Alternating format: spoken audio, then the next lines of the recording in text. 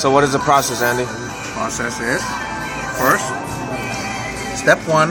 Okay, I'm gonna do it. Let's try it again, okay?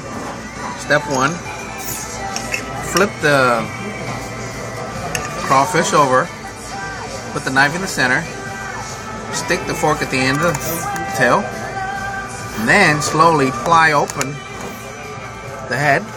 Don't cut it, but just ply it open.